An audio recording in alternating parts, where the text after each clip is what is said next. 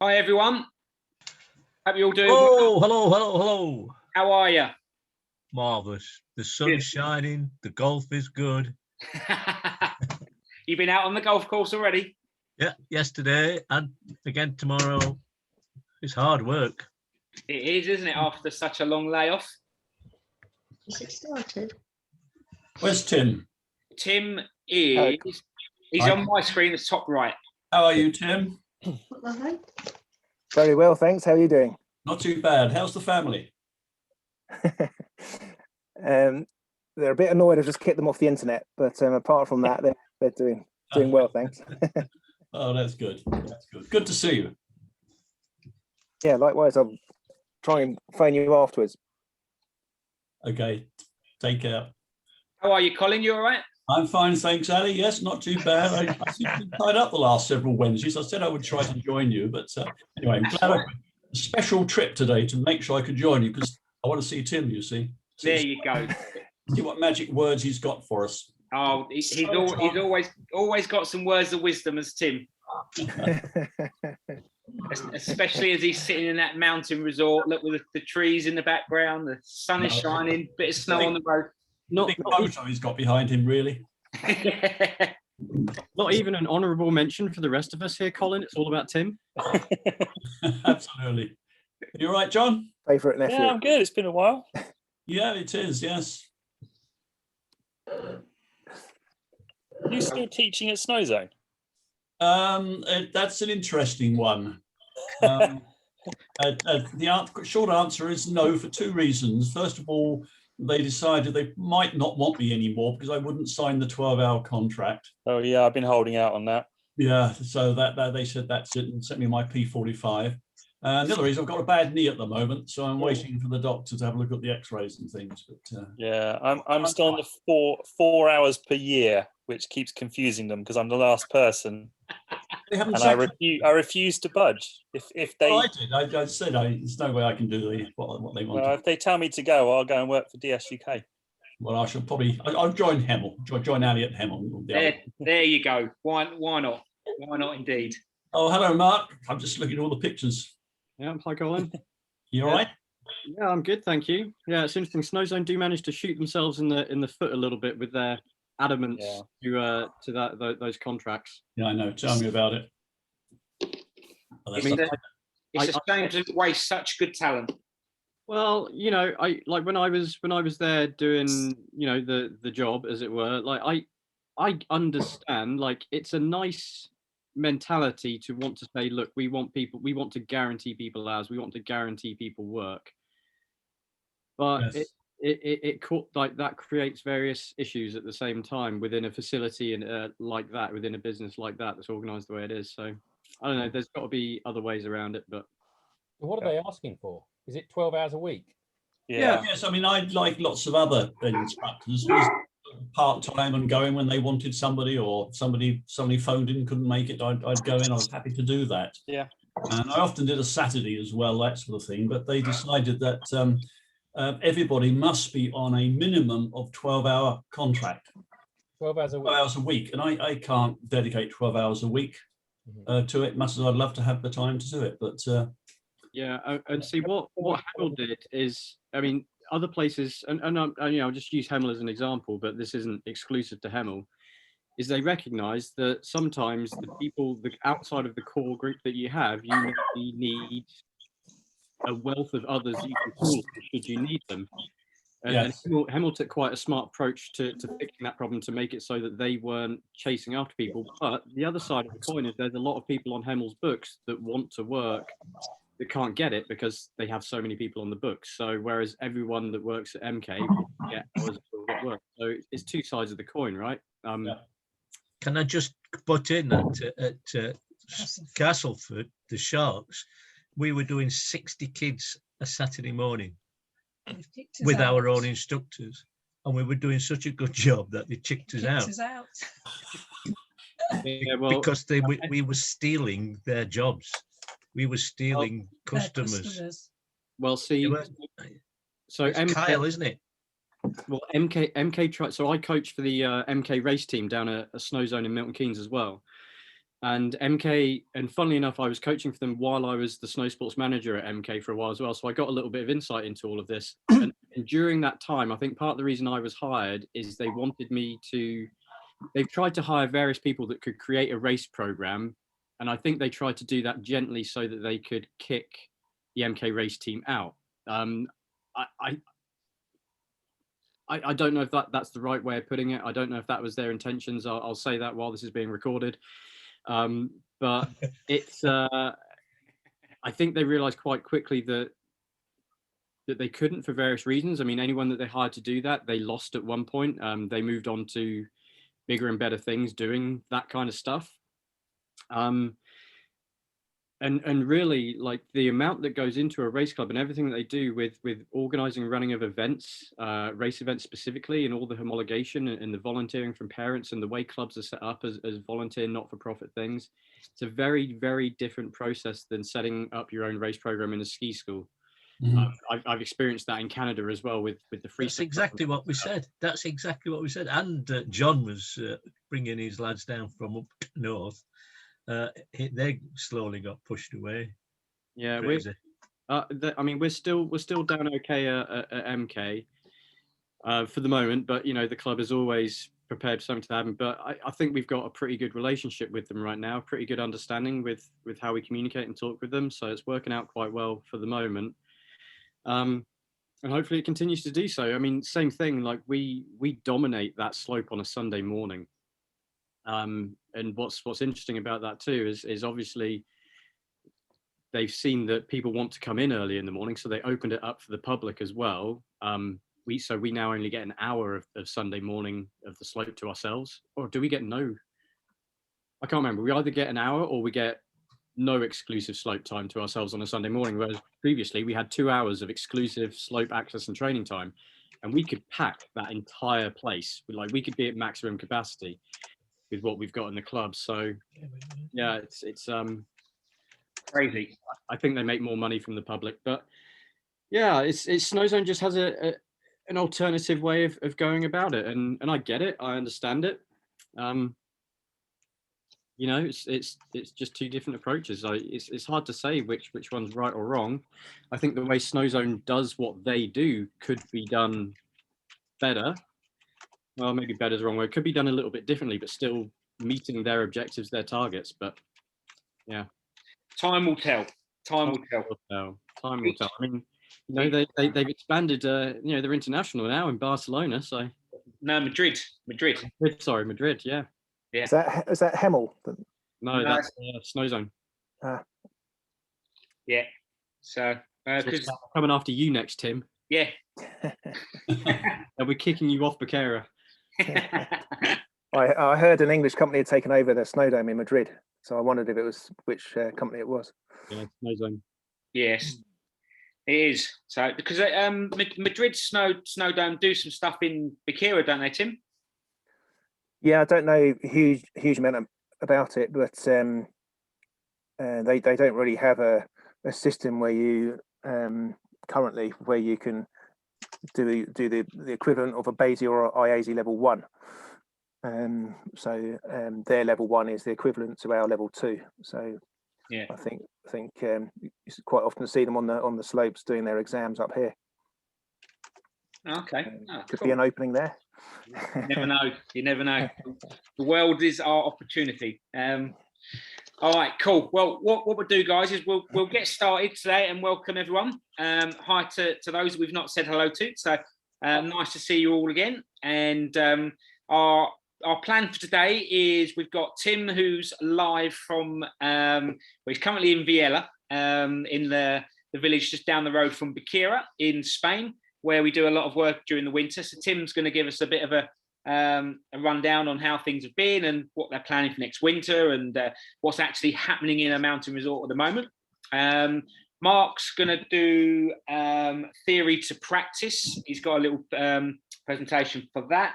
I've got just a little short segment I've put together on skier analysis, just following on from what Mark and John have been talking about the last couple of weeks. And I've done the analysis on my own performance, so you can give me a thumbs up or a thumbs down. It's entirely up to you. And then we're just going to do a little bit of what me and Mark are planning to do for the summer and then into the winter with Tim over in Spain. And then we'll wrap it up, because today is the final one out of the sessions we've got penciled in for February and March. I think Mark said earlier, this is about our 10th or 11th Zoom session that we've done. So I can't believe how quickly time has gone. But we are going to plan to do some more as we go into the rest of the spring and summer. We might do some private sessions, which we'll put out, which will be a group of instructors chatting. And we'll do more of these sessions where we'll get the rest of you to join in and to give us your input as well. So, but what we're going to do is we're going to go live to Tim over in Spain. And Tim, the floor is yours. Right, thanks, Ali. So, hello to everyone. I'll just give you a bit of an introduction to who I am for those of you that haven't met me before. So I've known Ali for a while now, and I've known Mark. He's been out here giving Eyte exams on 2 or 3 occasions. I've known Ali because of when he used to work at Milton Keynes and used to be my Uncle Colin's boss. Colin, who's actually on this Zoom meeting, back in the days when Ali was working for Baqueira, and we were at the time trying to launch Baqueira gap year courses, and when Ali and Pete Gillespie and those kind of people switched to Eyte, it looked like a better route for us to take. So we've got an English company and a Spanish subsidiary. So the English company is called Ski Inspired, and we've set that up as an English tour operator. And then we sell packages to mainly to this ski resort, Baqueira, where I live with my family. And then out here, we had to set up a Spanish subsidiary to make sure we were paying our taxes properly in Spain. And we've got a ski school, a ski hire shop, and a small hotel, which we lease out here. We've been with offering Eyte courses for about 6 to 7 years now, and sort of developed my relationship with Ali because I only really knew him before from when he gave me the odd refresher course at Milton Keynes and occasionally Hemel. And our business, Baqueira, has got better known over the years, and we've now formed a Snowsport Academy. So the Academy is basically a way of offering performance courses together, which won't affect our individual businesses.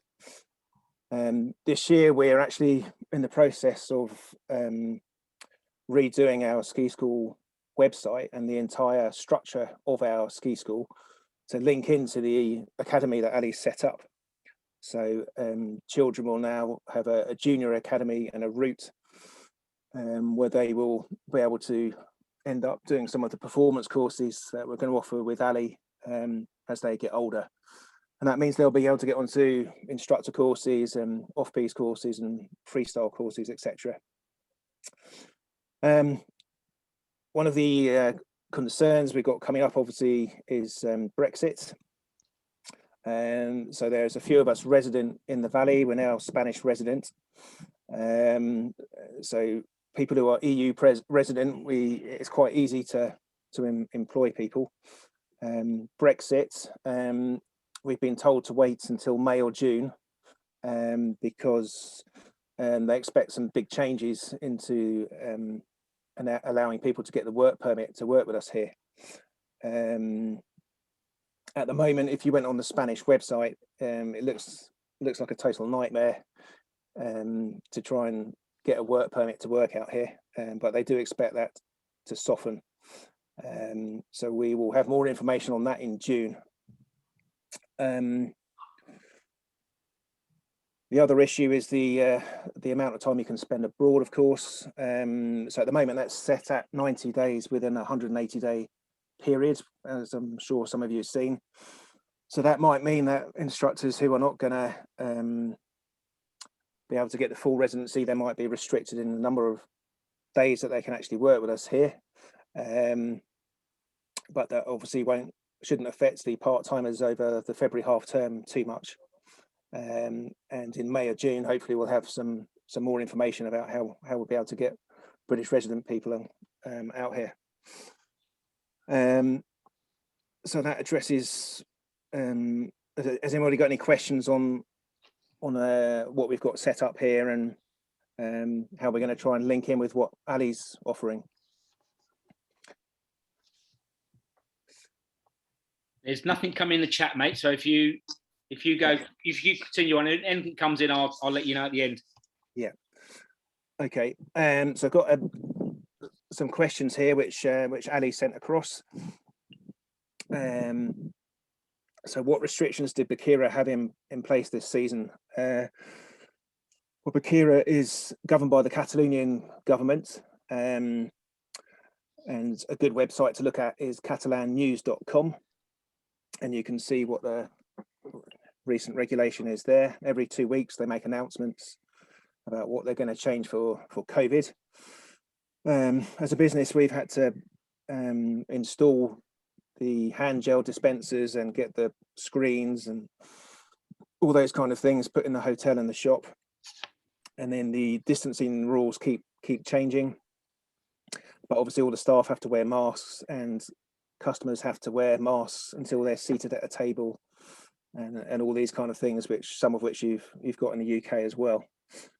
The resort itself, we opened in December with some confidence, and then around about the 8th of January, most people were pretty much forced to close with a spike after Christmas. Baqueira did have managed to keep 40 kilometres of the piece open throughout, because we did have a gap year program running, so we were able to ski every day with our gap year students. But for about a 2-month period, it was down to about 40 kilometres open until recently. In general, some of the public places like restaurants and bars have been able to open at lunch, but there's nothing being allowed to open in the evening for quite a while now, going back to last autumn. Because we've got a hotel, people who have stayed with us we can feed them in our own hotel, but bars and restaurants, separate businesses could not open. For next year, we haven't heard anything yet. The resort has suddenly been able to fully open in the last 2 weeks, which is a bit of a strange one. I think they're trying to let us make some money over Easter. So I think everyone's busy with that, and we haven't really heard too much about next season. One thing is that Baqueira does traditionally open for a bank holiday at the beginning of December, and always closes on Easter Monday. So although it's not announced yet, we expect Baqueira to be open something like the 28th of November until the 18th of April next year. So it's a bit of a later one because Easter Monday is a bit later. Is Spain expecting to go back to normal next winter? Well, as I'm sure you understand, Spain relies so much on tourism, and they're working really hard at the moment to get things under control because they really can't afford to lose another summer out here. Yesterday, they made an announcement that tourists will have to wear masks actually on beaches for the foreseeable future. So when we get to September, everyone's going to have a really weird kind of white patch here from their fortnight on the beach. But like I said, every 2 weeks they keep reviewing it and making changes. So it's a bit hard work keeping up with it all, but it's obviously all for the right reasons. They have been slow to roll out the vaccines compared to the UK, but this is underway now. Currently vaccinating anyone over the age of 60. I've been told I should get mine before July. So hopefully we're hoping to come back to the UK for a month in July. So hopefully we'll get injected before we can come back. So I think because they're going to really push for the summer, and because the winter's some time away, and because the vaccines appear to be going in the right direction, I would expect next winter there would be some normality. I think there will still be some things in place. So maybe staff in bars and restaurants might still have to wear masks, and there might be slightly reduced capacities in restaurants, but maybe better than at the moment. So I think they're only allowed 30% of their capacity at the moment. So I'd imagine, maybe it'd be 70% or something, 80%. A good question here. Will Ski Inspired offer refunds if COVID continues? Yes, we will be offering refunds, but legally we also have to, because we're selling a package. All the clients are protected by the holiday package regulations. So we can ask you to pursue insurance claims and to consider a holiday rollover, but you're ultimately entitled to a refund. Now, as it's all settled down, I think there's not any insurance company I know of offering cover with COVID, but you should be able to get things like medical expenses back if what you or one of your party did happen to get COVID. And there's also some things like curtailment claims that might get through. The curtailment claim is where you're halfway through your holiday when COVID interrupts it, and then the insurance company might pay to get you back home. But whatever happens, you are entitled to a refund, which is the same for any English holiday company that sold you a package. How many days did I manage to ski this season? Well, the resort has been open the entire season, even though it dropped down to 40 kilometers. And I did quite a lot of the gap year training because we obviously had less staff this year. So I haven't been able to ski every day, but maybe 70% of the time I've been able to get up there. So I'm going to move on for that one quick, so I can see a few a few red faces. So yeah, sorry to tell you that I've done quite a lot of skiing this season, although for about 2 months there was only 40Ks open. The snow has been pretty good as well, especially January and February. There was a big storm from the Sahara. I think that might have made England as well, did it? So that did affect the snowpack, made the snowpack unstable in places. But apart from that, it's been pretty good. What's been my best day of the season? So the best day for me was the day our 4 gap year students passed their level 2 exam. We had to cancel the exam 3 or 4 times. Poor Mark was meant to come out and deliver the course, I think, in January. And it was pretty tough on the guys, but they never complained, and we just kept gearing ourselves up each time an exam approached, and we finally managed to get it delivered. I think it was the end of February. So yeah, I was pretty pleased to get that delivered, and they all passed, and at least 2 of them are going to come back and work with us next year, so that'll be great. The other best day was about 10 days ago when we got about half a meter of snow, and I had a morning off with some Spanish friends and the fat skis, and we went a bit crazy. Why not? Yeah. All right, so I think that's it from me. If you've got any questions, then please fire away. I've got one in from Peter Norman here, Tim, and it says, what's the general mood? Is it optimistic, especially for next winter season? Yeah, I think everyone's pretty enthusiastic, and there's a good vibe about next year. We've been really busy the last 3 or 4 weeks with people inquiring for next year,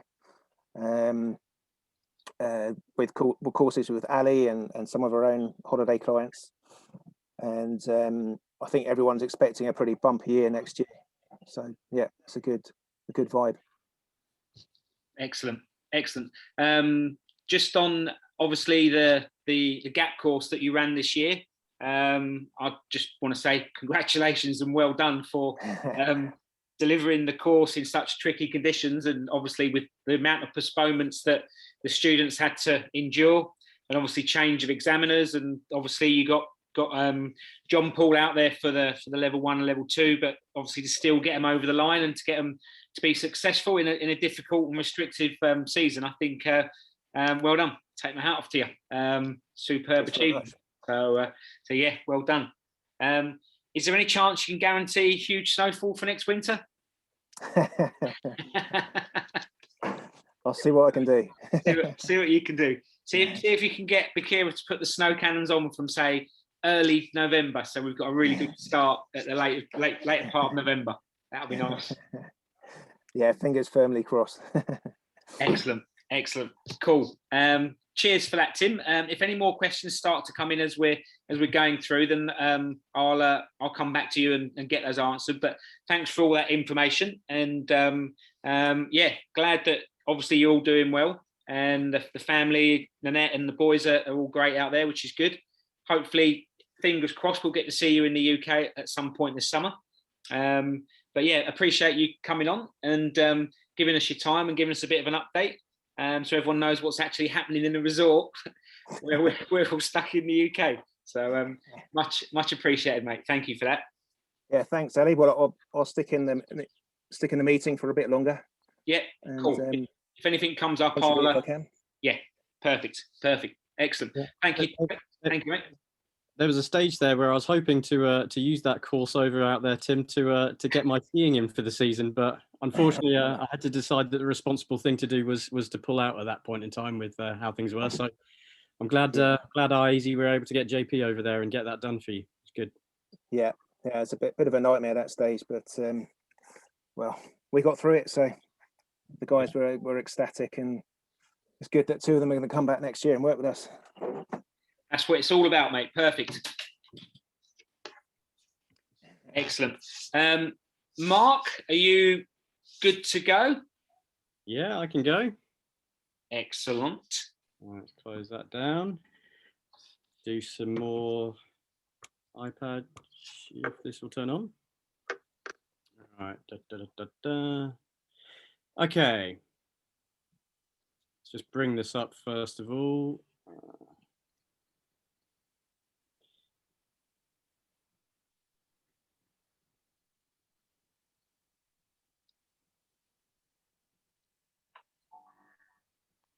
Okay, hopefully that's up for everyone. I'll take Ali not looking at the screen and confirming. Yeah. It's there, mate. Yeah, sorry. All right, so I'm starting with this this screen here. No need to pay too much attention to it right now. But what I was hoping to do today was to really get a little bit of a look at how we can put some of the theory, some of the things we've spoken about over the last several weeks now, and consider how this is going to be put into practice.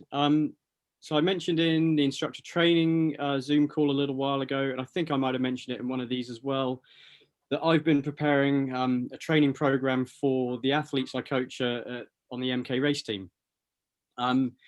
This has gone through various iterations now over the last year and a half. It started with this learning performance kind of foundation back when we opened up from the first lockdown. I kind of started really setting people along this mindset, along this path of really separating, differentiating between learning and performance. That's why I'm going to recap that here in a second. But during the way that we took that, I kind of, as I was able to work with that information and work with those things, I kind of tried to put a foundation in place, tried to put some consistency into their training plan that was like, okay, these are the things you've got to show up and you've got to do every single time you come. And then we do additional activities and additional things in relation to that. It's kind of the basic version of what we were doing. What I discovered as I was trying to guide people through this idea of separating between learning and performance in their own skiing, in their own practice and training, I was able to pull out and identify what are the key important things to set people on this path. Okay, and I'll get into some of that with you guys here as we go. All right, so I'm gonna look very briefly at the structure, the framework to the training plan that I've put together. So you'll have a pretty good idea of that. That's on paper as we look at it. That'll look devilishly simple. At least I hope it does. And then we'll pile in some other information. I'll explain that as we go as well. Okay, so let's recap on the learning versus performance thing first of all. You know, the first kind of topics here, just remind us of some of those main points. And the real simple thing, that if we're going out with the intention of learning, which to my definition, to my mindset means,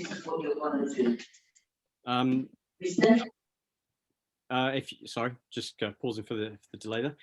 If you're going out with the intention of learning, which I would classify as you are either developing a new skill, something you don't have, or it's probably more common for people in this chat, we are expanding on a skill we currently have, which really means we're trying to expand on the range and rate of a movement that we have.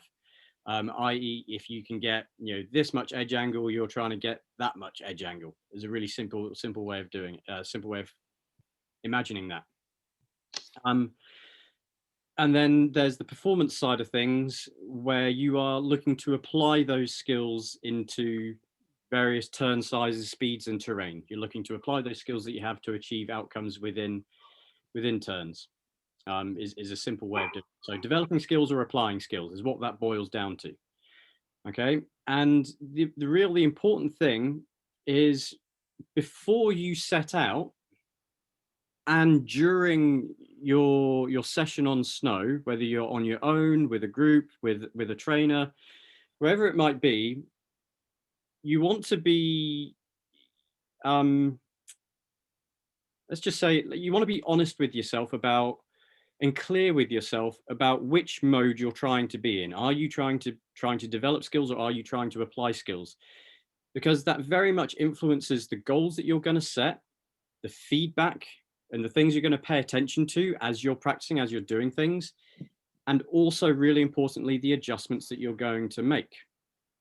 Okay, we've discussed this before. As an example to that, if you're trying to increase edge angle, for an example, from what you can currently do, if you find yourself getting balanced to the inside, maybe even you fall over, you have to ask yourself, well, did I increase edge angle? Okay, if you can forgive maybe being balanced on the outside ski or even falling over in favor of achieving the outcome of developing that goal. To a certain extent, right? At some point, you've got to stay standing up if you're falling over, but it's that kind of concept, as opposed to if you say no to that and it was just a loss of balance, but there wasn't actually any improvement, any increase to the skill, to the edge angle, which can happen, that defines what kind of adjustment we're going to make. Okay, that we need to do something different in order to make that desired result. If I pay attention to that balance on the outside ski as the result, as the outcome that I wanted, then we're going to make adjustments towards that, which might actually limit our ability to increase edge angle. So know what direction you're going in. Are you out to develop or apply skills? Okay, that's really the moral of the story there.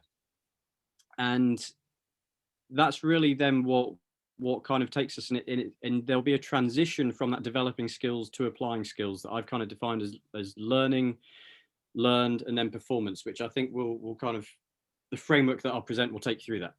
Now, on the right hand side here, I've written a phrase, and this kind of came up when Derek presented to us what he wanted us to deliver at the On Snow workshops at Interski. This was one phrase out of the big block of the thing that he delivered, but it's something that jumped out at me, or that I picked out, and it's had a pretty big impact on me. And it's the phrase of being non-judgmental, and this applies most in the realm of feedback. Okay, when something happens on snow as you're practicing, as you're trying something, it's very common. It's human nature, I think, to interpret that as either positive or negative. And to a certain extent, you can do that, i.e., did I achieve my outcome or didn't I? But it's also very easy to translate it negatively or positively in the wrong way, in terms of, like I said, if we're increasing edge angle and we end up balanced on the inside ski, we might translate that as a negative thing and say, well, I don't want to be balanced on my inside ski. I've been told that I need to balance on my outside ski. And because of that negative connotation to it, we make adjustments towards that. So it goes hand in hand with how we focus on the appropriate elements of feedback that are coming at us relative to our goal. And that's really the key thing, is focusing attention appropriately towards achieving your goal. So I could have also put focusing attention there, but be non-judgmental. Try not to consider anything positive or negative. There's just information coming at you, and really seek to understand why, okay, rather than treat it as positive or negative. Okay, so that's the recap there so far. Let's go look at the framework for the training plan. Okay, so this is what it's made up of. If we look at the left-hand side first of all, I'm going to break down the 4 foundations of movement as what I've described it, or 4 directions of movement. So you got fore aft, you got your vertical with your flexion and extension, rotational and lateral. If we separate all those directions of movement out, that's kind of what you get. That can be phrased in terms of the planes of balance, in terms of sagittal, frontal, and all of that stuff. I kind of just find this a little bit easier to work with. The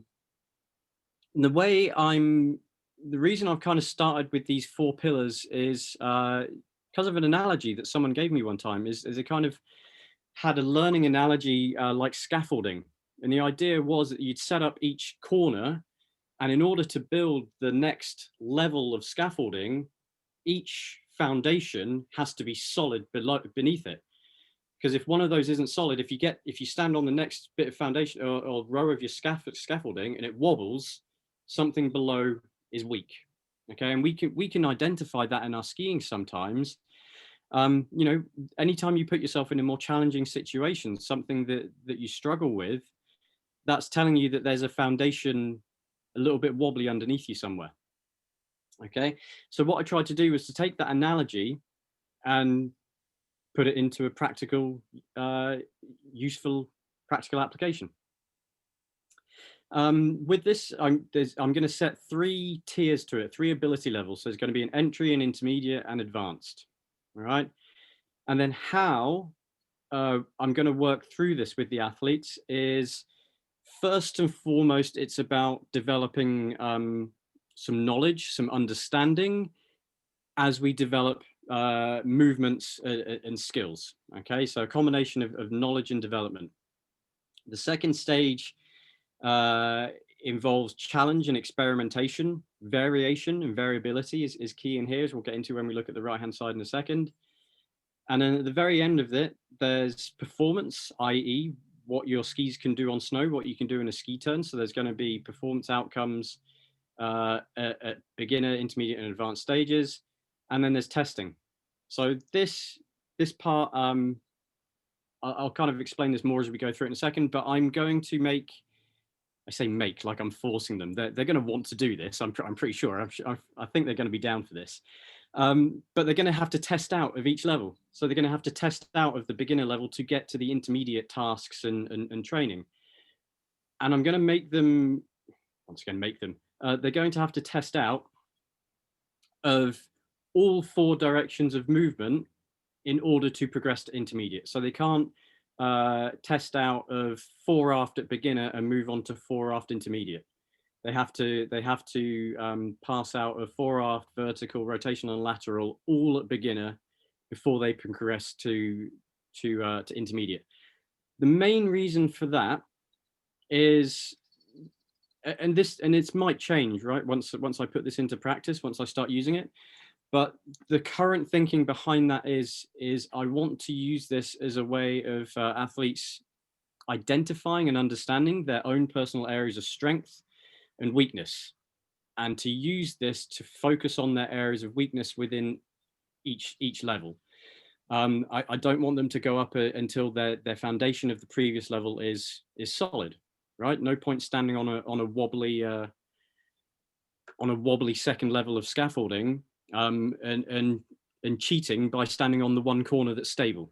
You know, that's kind of a bit of a cop out, right? You know, my fore aft's really good, so I'll go stand on that corner of the scaffolding and it's really strong here. You know, meanwhile, you can't move around any of the other 3 corners at that higher level. So let's just keep it drop down. So this is how each stage is going to go through. But in those 3 development stages, it's not a linear thing. Each one can cross back and forth. Okay, so I could have put more arrows on here and made it far more confusing and interesting to look at, but I've kept this as simple as possible for the time being. So at the knowledge and development stage, okay, it's going to be each direction of movement at each level is going to be comprised of 2 foundational exercises. So as an example, for fore-aft movement at a beginner level, entry, I've written a 2-footed shuffle. So that'd be where you would move both feet forwards and backwards at the same time.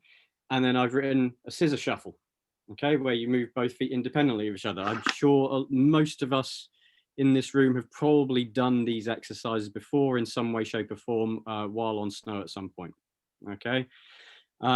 Unfortunately, I don't have any video and stuff to show you today with regards to this, all right?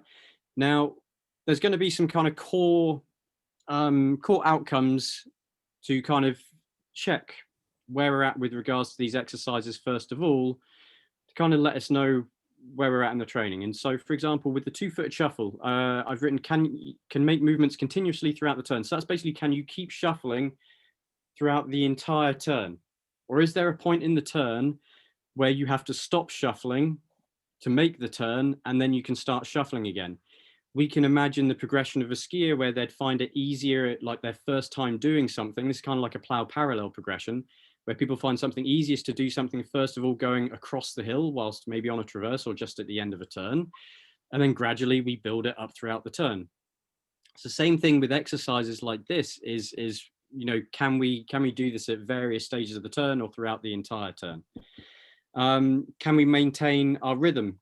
All right, or is it one turn and then the next turn? Like, are they linked, or are they disjointed with a traverse in the middle?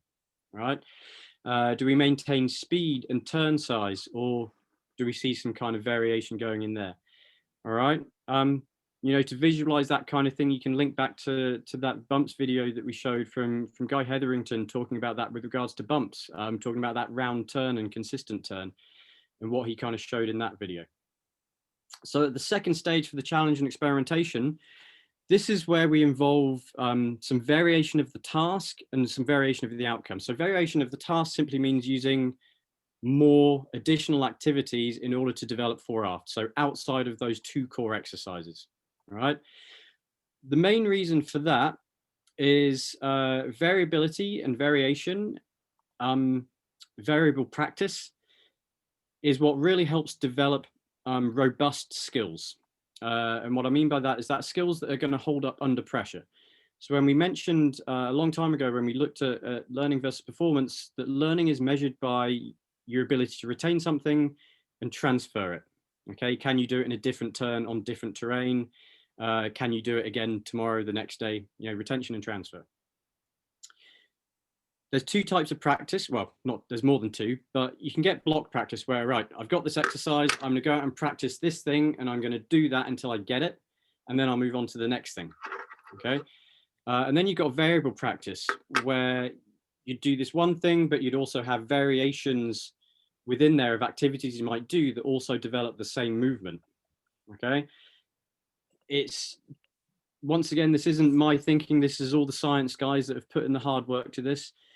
There's general consensus that variability and variable practice tends to lead to skills being developed that are more robust, and that people can retain and transfer those skills more effectively, you know, down the path, down that learning process. All right, so that's why I've built variation in here. And it very much fit, like I could draw an arrow back up to both of those tasks in terms of variation of tasks, and then across to variation of outcome. What variation of outcome means is, for example, let's say we were doing the 2-footed shuffle, and I've discussed this before, this might have been on the instructor training one, but variation of outcome means, let's say you're doing a 2-footed shuffle and we keep tip and tail, ski stays on the ground as you're shuffling the skis forwards and backwards. Maybe a variable outcome would be that the skis, the tip and tail, or just the tip or just the tail, can come up off the ground as you do this. So for example, we could do more of just pushing the feet ahead and the tips of the skis have to come off the ground as you do this during the turn. All right.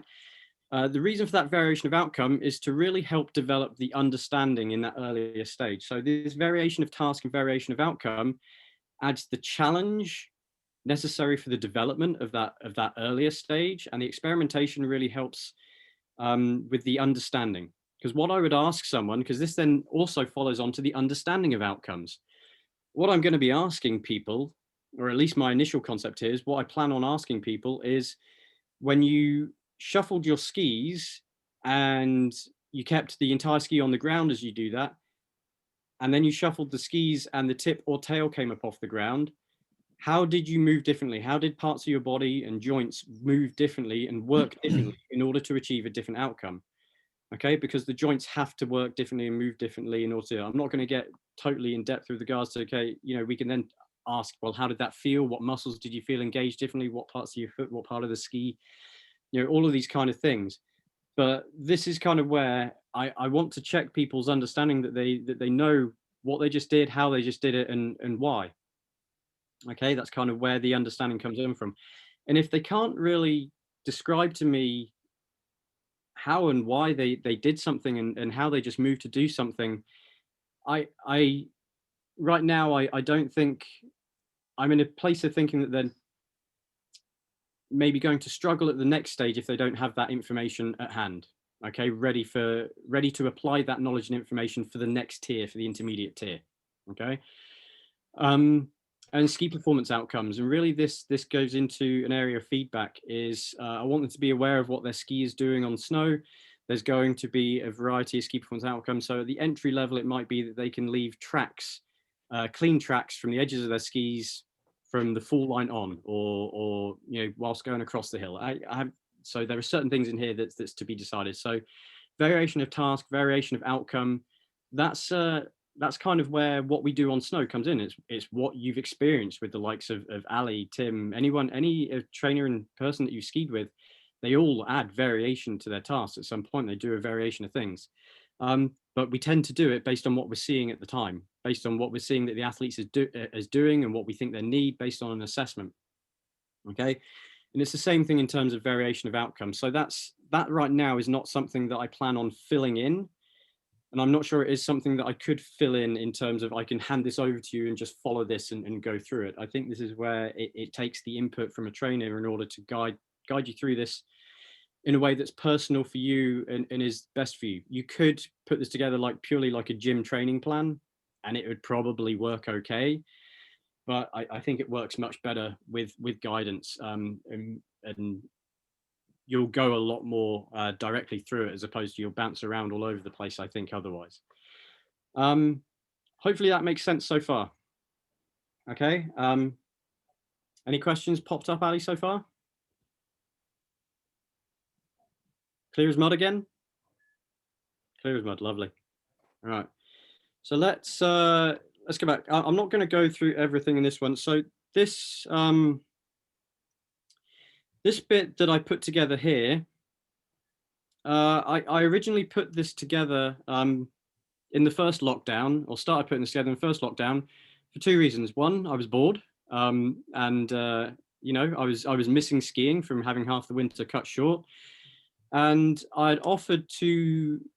So one of the things that I've been doing over the last decade, 10 plus years in Canada, my role has been technical director, technical coordinator, whatever you want to call it, which basically means I've been the lead trainer at the ski school in Big White, which involved several things. Obviously, that meant leading a team of trainers to deliver training sessions for the ski and board school and the training products that we run. And one of those training programs, like Tim has in Spain, there is GAP programs. We have various GAP programs out there. And over the years, I've created,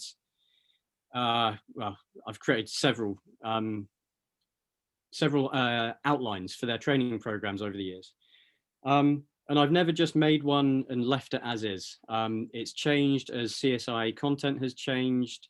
It's also changed as I've worked with it and used it and decided to try different things. I've been lucky enough to make friends with the gentleman called Greg that works down at the local university, who's God, I forget his title as such, but he's got some knowledge within sports psychology area and learning stuff. I think he's in the strength and conditioning and realm as well. But he's got some great knowledge, and I've kind of spoke with him, and I've gone through iterations of this that are hideously complicated, that due to other circumstances just did not work out, got even more complicated than what I'd put together.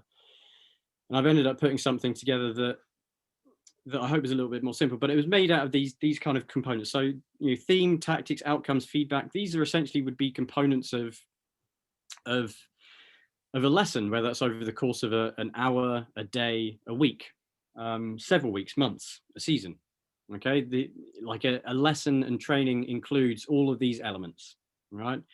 The stuff I've written in there is just kind of ideas, but if you take the theme, that's kind of, you could relate that to some of the turns that we're asked to do on an instructor certification course, right? There's carving, there's short turns, there's bumps. You might be asked to ski powder if there's powder on the snow. Varied snow and steeps at Eyte level 2 is certainly it's all stuff that's in there, right? It's things that we've defined, and so the themes are going to be based on what the students want to do that day. It's going to be based on what the conditions are that day. I mean, we can't ski powder if it's been sunny and clear for a week. Having said that, you sometimes apparently can in Spain, based on when I've been there, and you can find patches of powder when it doesn't look like it's snowed for a week, which blew my mind a little bit, but there you go. But yeah, so this kind of what I go through it, and I'm not going to go through all of this. This just describes this a little bit more in detail, because this isn't necessarily something that I'm using with the training plan with the athletes. I'm just going to go straight through that structure and framework as the core for that. But the thing that I really wanted to pay attention to in here is I just wanted to talk about feedback as the last little thing here briefly. All right, because feedback, how you focus your attention on the appropriate feedback, and then how you respond to that based on the adjustments that you make, depending on what stage of practice you're in, is hands down, I think, the real meat and potatoes of a session. That's what I discovered really working with this before, is when I was working with the athletes last summer, is I could be wrong, but I have the belief in this, we kind of all came to this consensus as a group, is that we felt that as we were practicing things, as we were trying to be in this learning mode, we were still focused on performance outcomes. And I've had discussions with this with friends that are still working in Canada, the guys that I used to train as trainers there in the ski school. We've tried to keep those conversations going, and same kind of thing. They're coming out from level 4 training and the new level 4 process there, and they've got some feedback and information from guys out there. And interestingly enough, they've got some similar stuff that they're going through at the same time. And talking to them, I find it so common to go out and to really have the genuine intention of trying to develop the skills you have to really try and expand these things, but to fall back and to focus on the performance outcomes. Those and the simple version of that is those are the things we've classed and defined in the skiing world as what good skiing is, like that balance in the middle of the outside ski, like having grip and things like that. Okay.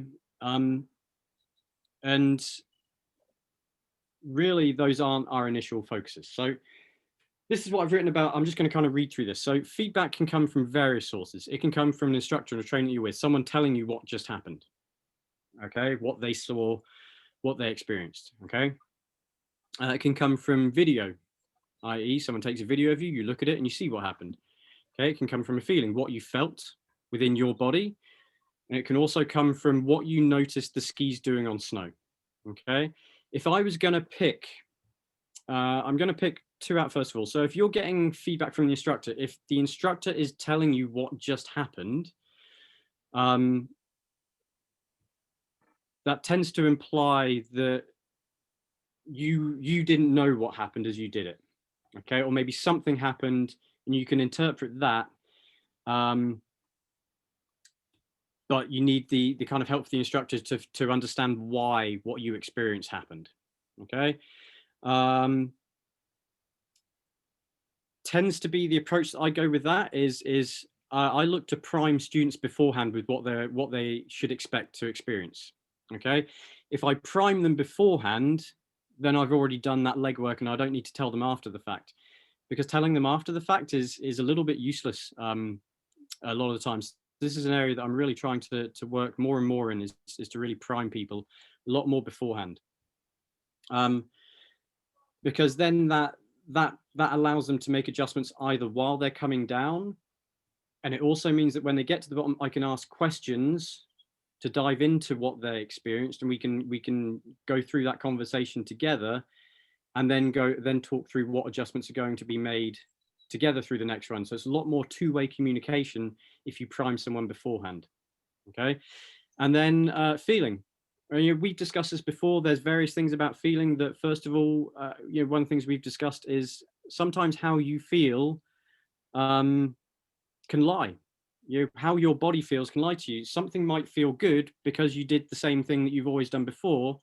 Best case scenario, you did the same thing you've always done before, but a slightly better version of it. So maybe your skis got a little bit more grip. I mean, obviously the argument there is that if you achieved it a little bit better than before, then that's progress, but it's progress along that performance realm.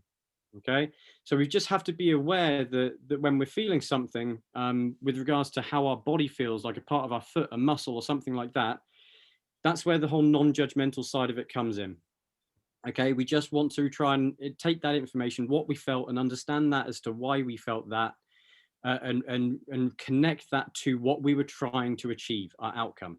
So not as good or bad as to how something felt, but relative to our outcome. All right, and this is where we start to be able to separate between the outcome of developing a skill and the outcomes of performance skiing. Okay. And it allows us to make adjustments to that. Now, I'll kind of leave video for last. I've dedicated an entire section to this in a second. But then there's a skis reaction on snow. And this is really important. I think trying to dive outside of the body is massively important. Being aware of what is happening with the skis on snow and being aware of that is going to be key. And once again, the science guys doing all the legwork. Things, external cues and external feedback tend to once again lead to stronger retention and transfer whilst teaching and coaching and whilst learning than internal cues and internal feedback. If anyone's heard words such as like the word cues used before and is a little bit unsure of what I mean by that, please do ask in the chat and I'll clarify. It's something that I think has been very, very well, let's just say I've seen it used inaccurately with regards to because it comes from the scientific literature. So if anyone wants that clarified, please let me know. All right. So translating that stuff and making it aware of what your skis are doing on snow is pretty important. Okay, and that's kind of really what I've gone through and described below. All right. And once again, I'll probably, what I'll do is I'll send out parts of this. Package a few parts of this that we go through here today and put that together and share that. But like I said, a lot of this is going to have to be kind of put together, but we can certainly share the framework and the information here today. So last little bit to go through, video feedback. And once again, before I go through this, I haven't touched this for a while, and I've changed a little bit of how I think about this, but I'm just going to read through certain bits and clarify as needs be. Earlier on in one of these conversations, I did kind of mention, I kind of asked, like, how many of you have gone and had video feedback where you've taken video with instructor, you've then gone inside to watch it, and the instructor has then told you what they're seeing on the video while you watch the video together. Okay, you're getting a combination of feedback from the instructor and the video. Okay, at the same time. This is in my perfect world. This is kind of how I'm defining that. And I'm saying this to kind of hold myself to a high standard, right?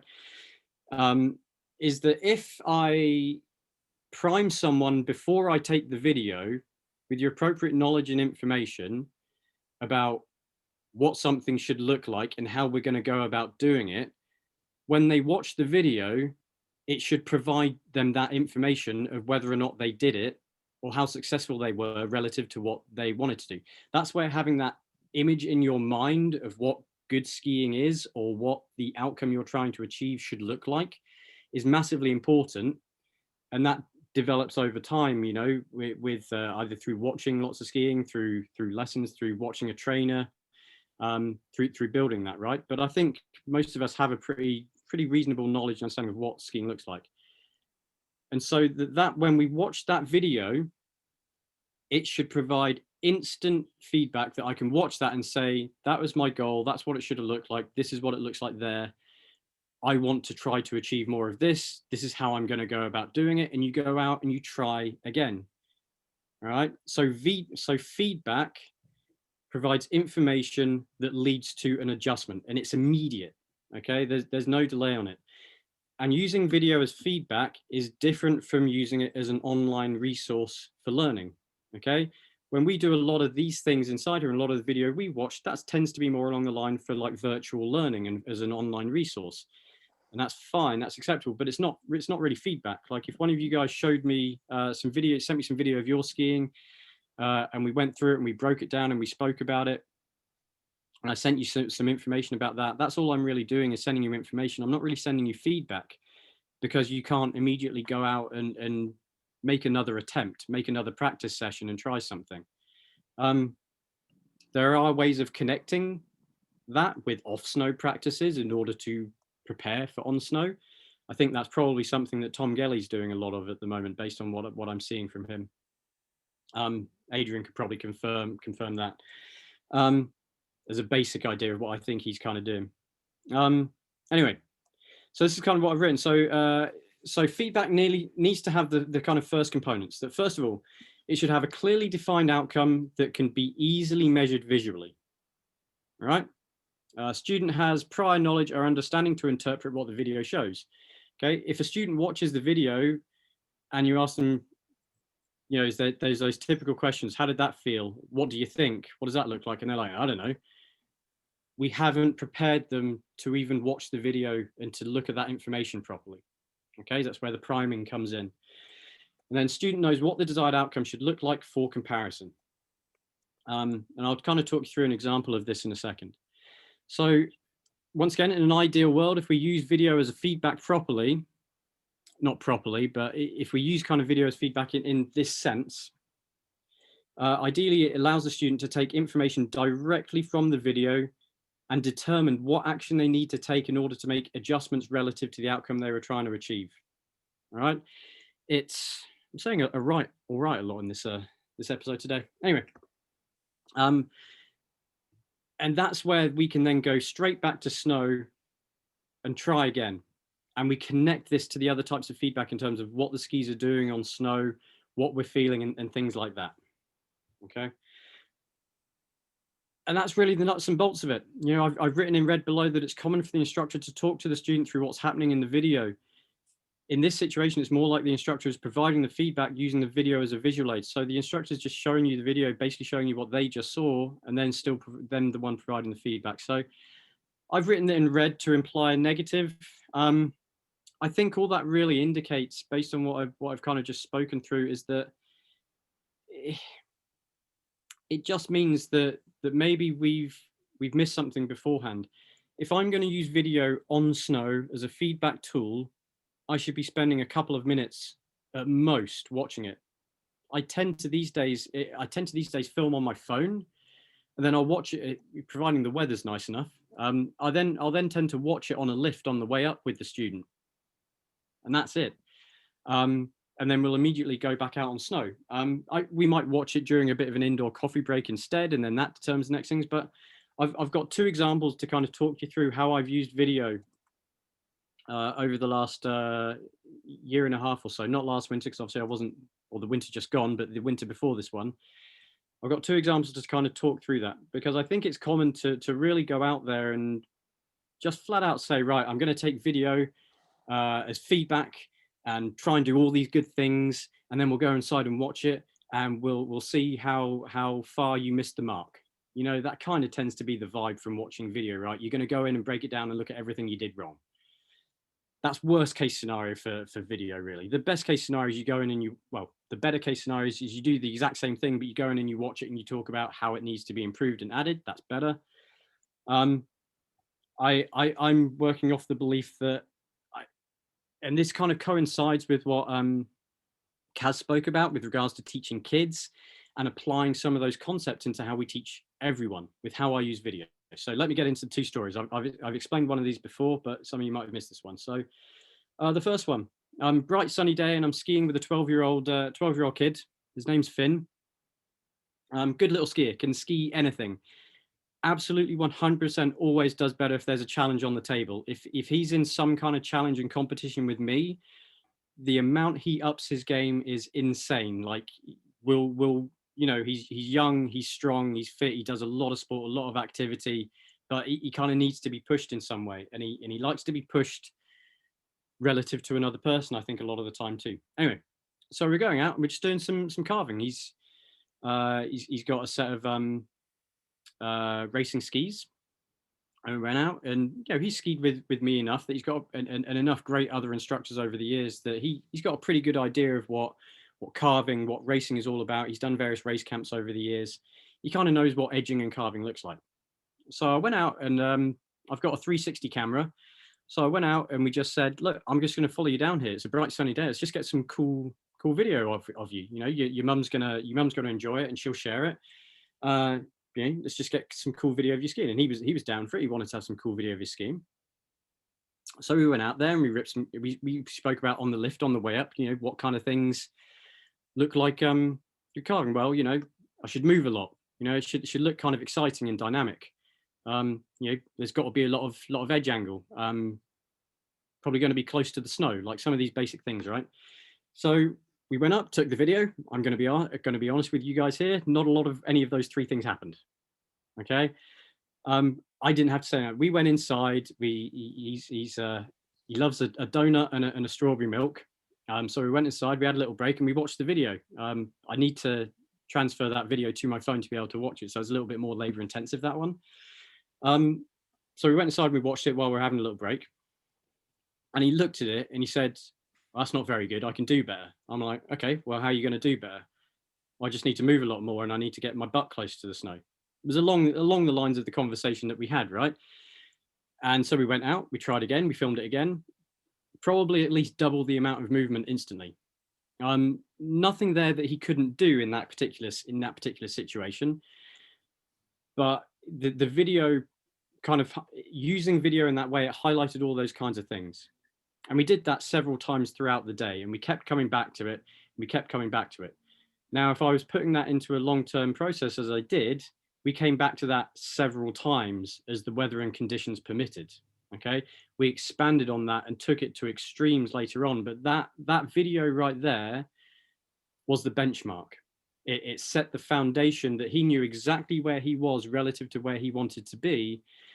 And by the end of that season, you know, he was putting his hip on the snow in a turn and getting back up and managing to make that happen on a couple of turns. By no means perfect, by no means always perfectly linked, on relatively easy terrain to do that where he was comfortable. But, you know, it went from, if you kind of look at my pen here, like maybe that much lateral movement to that. Okay. And it was virtually on command. And I think using video in that way highlights that, as opposed to if we'd gone in and watched it and I'd broken down, okay, move this joint here that little bit more, or just said this, you know, get close to the snow, and how I knew where he was at. Okay. Another example of that that I used was powder, and I was with him and his dad. And one of the things we've discussed here is both competent in powder for sure, but I kind of wanted to take it a little bit further. Is I had this last picture of a green run that had some chopped up snow, but at the bottom of this green run, it flattens out and it goes around a corner. And there's a patch there on the corner where no one else skis. And there is probably a solid foot of fresh, beautiful Champagne Okanagan powder, wicked light, fluffy stuff. Okay. So I kind of looked at this situation. I knew a couple of things. I knew, one, this was an easy section here where they could straight line this pitch to get up plenty of speed. And I was going to take them through that patch of powder with a ton of speed. you know, the idea of getting them used to skiing through powder with a lot more speed. But I also then wanted them to experiment with some movements in powder as well, to make them a little bit more dynamic and to experience some new things that they would normally do when they're skiing through powder. Because they're certainly competent skiers, but you know, powder can still be, let's say, fairly hard work for both of them in certain situations. So what I did was, once again, went down, set up the situation. So we're going to straight line here. You're then going to make a turn through and into that powder, and I'm going to film you. And I want you to make a cool, like, this is going to be a cool video. You know, I'm going to film it in slow-mo. So what's got to look cool if we're kind of getting in and making a turn through powder, and they kind of start to think of some of the things they've seen in powder as well. You know, the snow should be coming up like really high. You know, I want the snow to come up and it looks like I'm blasting through this powder field. You know, things like that, right? Things that we see on the cover of magazines and stuff. And we were going to do this at the bottom of a green run. And sure enough, that's kind of what we did. So we skied down, got the video, and we kind of saw what we achieved. We saw how high the snow was coming up relative to our body. We kind of spoke, you know, beforehand, we spoke about what some of the movements that we can make in order to achieve this. And we watched the video relative to that. We decided how we could maybe do it differently, and try different things, and what movements we'd need to make to do that. And we went back up and we probably did that 4 or 5 times and got a variety of different things. That was pure trial and error, pure experimentation that day to then work it back and decide what direction we wanted to continue with in order to do that. But, you know, we'd understand what movements were going to be effective, what different movements achieve different outcomes in the powder and things like that. And it was all under the guise of taking a cool looking video to put on social media. Not in any way, shape or form did I ever phrase it as, you know, as taking it as video as feedback. Yet the entire time I was using it as a development tool. The entire time I was using that video as feedback. So hopefully that gives you a bit of an idea of how I interpret or understand video as being used as a feedback tool, as in while you're out on snow on a session. And how that might be a little bit different from what you've experienced before, but also how it differs from watching video at the end of a day with no more skiing left to be done versus watching it during the day or even on a chairlift on the way back up. Okay, it kind of, you separate those into 2 different things. Once again, you know, neither is right or wrong in any way that video is used. I just feel that if you have a desired outcome, a desired result of using a teaching tool, I just try to use it the most effectively I can in order to do that. Okay. Have I got anything else here? So I've got this in. This is, I don't think we need to go through that today. We've looked at that before. All right. I'm going to leave that there. What questions might we have if I cancel my screen sharing? Okay. Clear as mud still, I hope.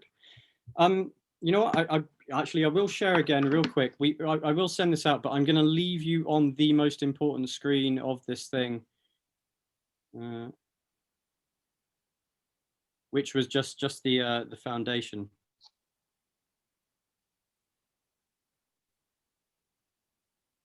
Okay, so I'll leave you with this on the screen while we talk. If anyone wants to take a screenshot or anything like that, but we will send this out. I haven't filled this all in at the moment. I'm working with another coach to kind of put this all together, so I kind of want his input and stuff too, and to decide on this together. So I haven't filled. It'd basically be that first row, the knowledge and development, those 2 core exercises for each direction of movement and for each ability level, is what I'm going to fill in, and then we'll work with the challenge, experimentation, the performance and testing stages later on. Oh yeah, sorry, just locked the screen. All right, Mark. So one question we got here is from Nick. It says, do you use it before and after so a student can see the difference in activity makes to the outcome? You could do, if you're going to do that. Here would be the pitfall of that. Let's say you do that, and you're probably, if I was going to do that, I might tell my student beforehand that that's what I'm going to do. If I have done, let's say I take the video, if that video doesn't show clear like differences and quite massive differences that are very easy for that student to see, you might find that that takes a backward step in terms of your desired intention there of what you're trying to do with it. I think what you're trying to do is certainly good, but remember, anytime, it depends how you set up video too. If you set up video by saying like, okay, let's try and film this kind of turn, let's try and film this, I'm going to go down here and video you, you've instantly put a certain amount of pressure on the situation whereby someone's not too likely to perform that well. That's one of the things we see a lot of when we're taking courses. And one of the reasons why I'm trying to use video differently is there's already enough pressure on someone in an instructor course that if you then pull out a video camera and you say, right, let's film this and see how you're doing down here, generally you're going to get the weakest level of performance. Any skill that is going to break down under pressure is now just got an extra layer of pressure that's going to break it down even more. If you think of your optimum performance as a bubble, there's always something trying to burst and poke that bubble. Video can do that. So you can absolutely, Nick, do that. Just be cautious about how you set that up relative to the outcome. You know, it's one of those situations that sometimes you do something with someone and they feel exponentially like better. They might come away from doing something one time and like, oh my God, that feels so much better. And it makes this resounding connection to them. And yet we watch it and it's like, well, you're not doing a whole lot different. Okay. And yet the student feels a lot better and that's fine, right? If they feel more confident, better, that could be a win right there. But if we're using video, it has to look different. It has to look significantly different. And that's why I'd be using it in that development stage where we are significantly trying to make changes to range and rate of movements. Okay. And so then I'd use that video to do that. If you can then also use video from a performance side of things and try to film it from, you know, from an end goal perspective in terms of where our skiing is finally at. But once again, I'd recommend doing that, trying to set that up in a way that removes any pressure of the video. You know, technology, social media, all of these things have opened up ways of using video in a way that removes pressure, I think, a lot more. So hopefully that answers the question there, Nick, although probably in a lot longer detail than any. I think they're used to that, Mark. Good. Right. One new message just came. I often find people to try and be very negative about how they see themselves when they watch the video and creates disappointment. I always try to preempt this. Do you find focusing on specific goals, movements helps to overcome this, Adrian? Yeah, see, once again, that all comes into those kind of two things that we've discussed today. Priming them beforehand. What you prime them for and how you prime them will have a massive impact on how they approach that run you're about to video, and then what they focus on. You know, and I've been down these same holes as you guys, right? In terms of I've taken video, I've primed them beforehand with maybe one very simple thing of, let's say we've gone out and we've just been playing about with vertical movement and having a full range. So I would go up and I would do something, and I'll stand up to show you guys here. If you kind of watch my screen, can you see my video? Can you see me? Yeah.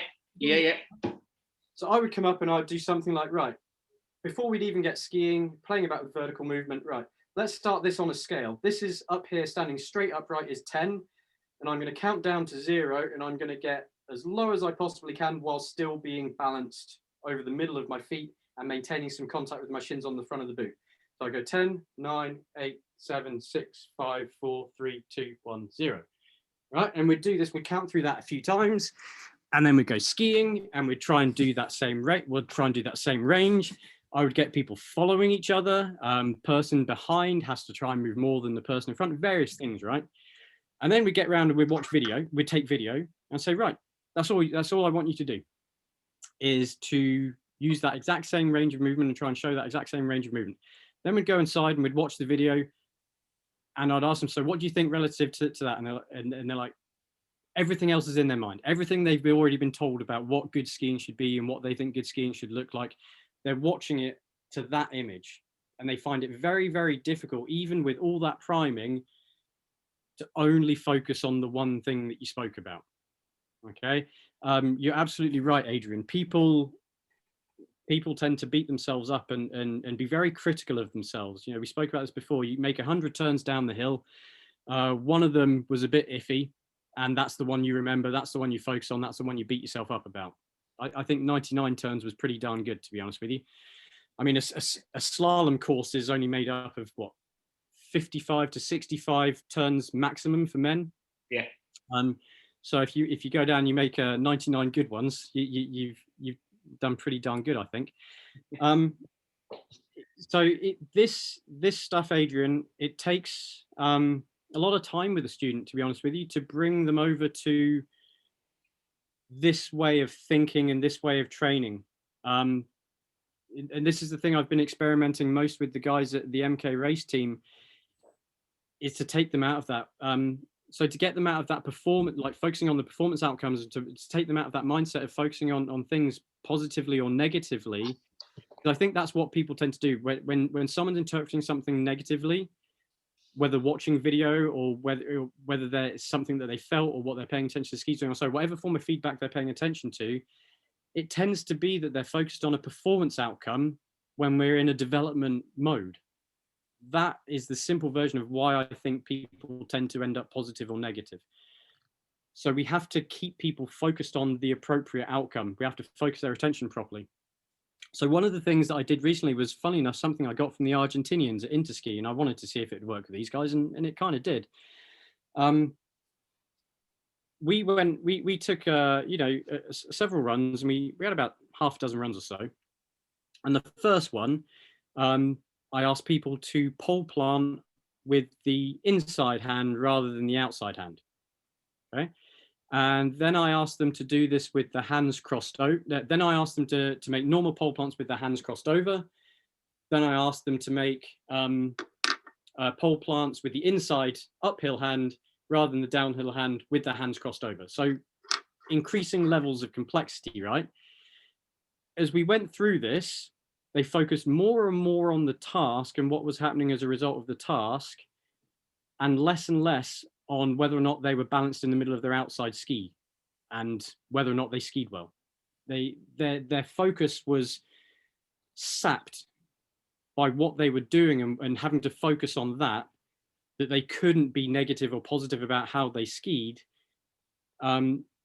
And I kind of made that point, and I think in time what that's going to allow us to do is it's going to allow people to take in all of that information and just focus on the bits that they need. That's kind of what my goal and intention is there. So as I make people more trainable and coachable towards this, and I help people to better differentiate between development and applying modes, learning and performance modes, I will keep you posted there, Adrian. But that's kind of what this plan is about, is it's to really help people differentiate between those two things. So that's why I think people tend to be positive or negative. What I'm going to do, Mark, is I'm going to play the video that I've got, because strangely enough, it is a skier analysis. It's a video of me. I think you might be in it as well. And I'm just going to sort of run through some of the points and just sort of highlight from what you've been saying, the complexity of what we're doing, and with video feedback itself as well. And then if some more questions come in, we'll come back to it. So I'm just going to play my video for everyone, and just go here. Let's just do this.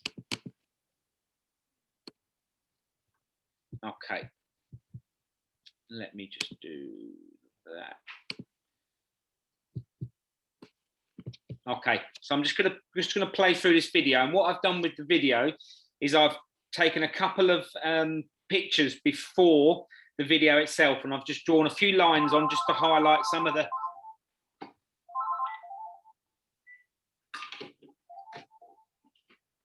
phone just going off in the background.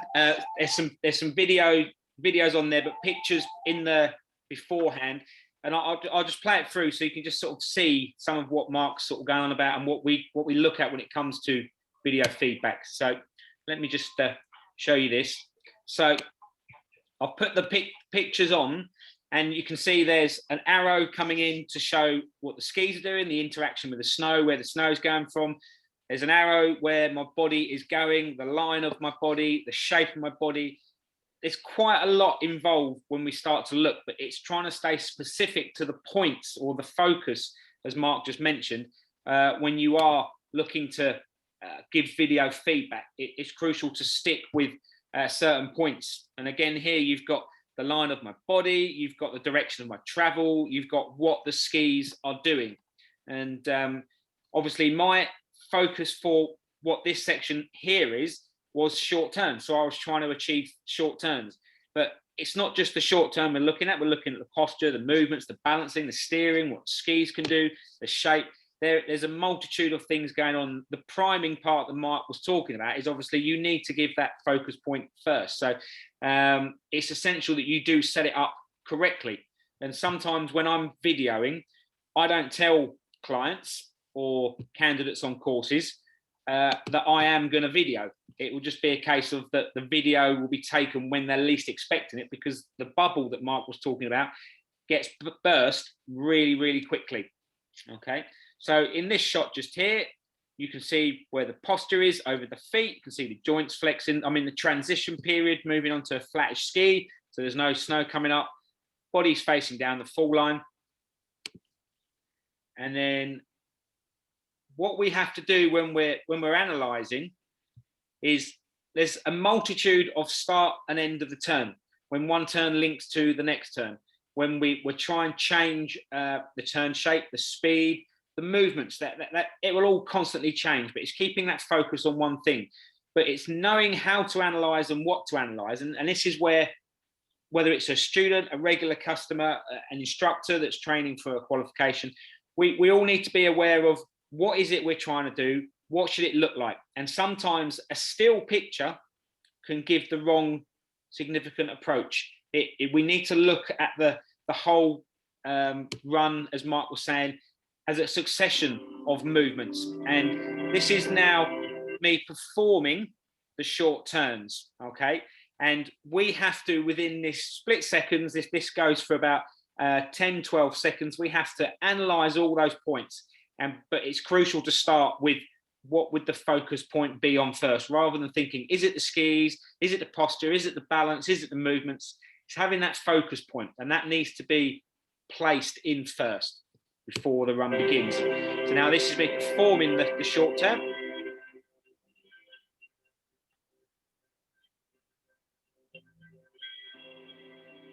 So you can see that the turns, there's a few little lumps and bumps. The turn is a short turn. I've tried to keep it consistent, tried to keep the speed the same. My main focus was just making rhythmical linked turns.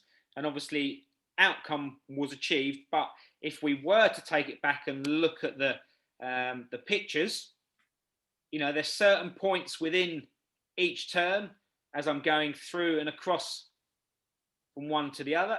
Certain points of other focuses were being achieved as well. But there's just so much involved with the video analysis. And when you analyze yourself, it's making sure you have got the right idea of what it is you're looking for, what your focus point will be. So the next part, I believe, is long turns.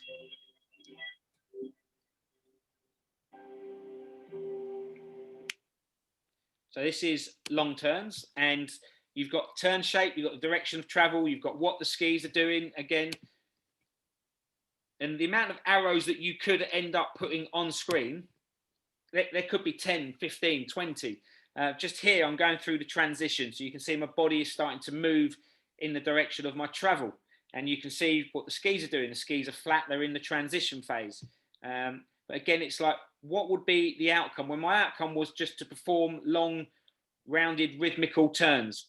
And just here, what I've done is added in another color. So you can see the shape of the body, the direction of the skis, what the skis are doing, interacting with the snow, the fall line.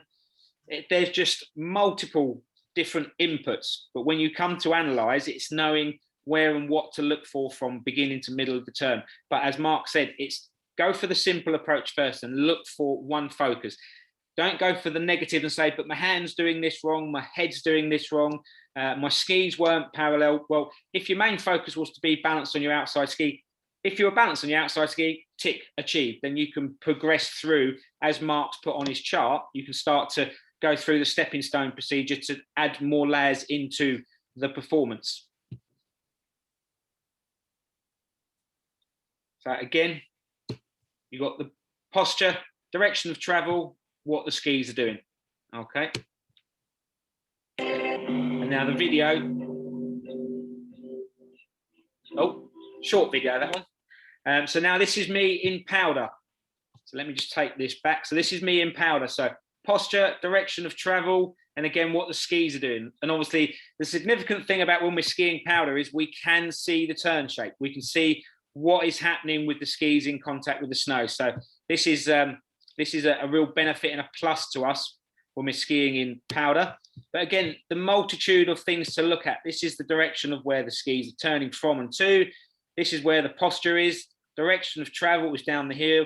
And you can just see here, a little plume of snow. So the skis are now being worked into the snow, and I'm getting the most resistance because this is where the actual snow is coming up off through the turn.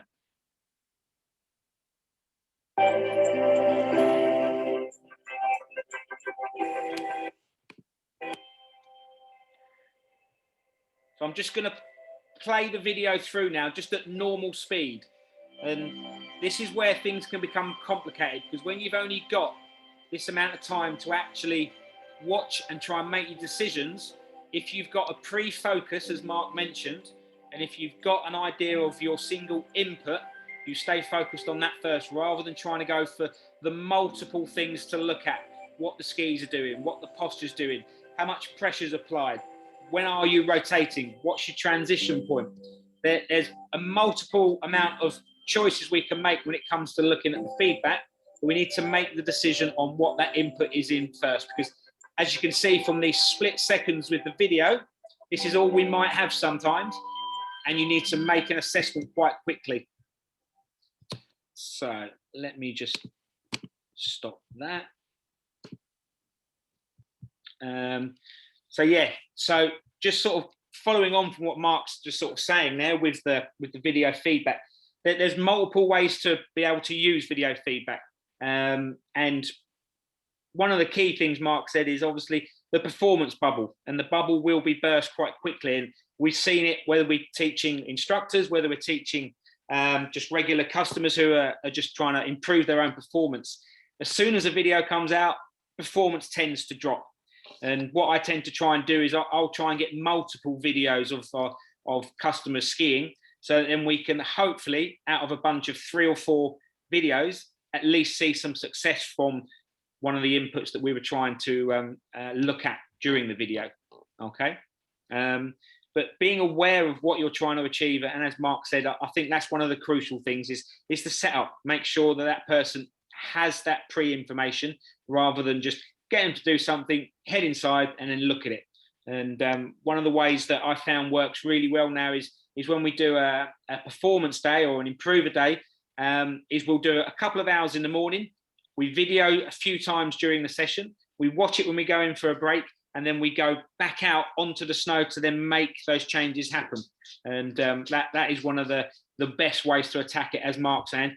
Or show the student or show each other when you're actually on the hill and you're skiing, show it, and then go immediately back into doing another run again. Okay. Can I just carry on from Adrian's question as well here a little bit, Alex? Yeah, go for it. Go for it. Because it adds on to some of the stuff you've been saying too. Yeah.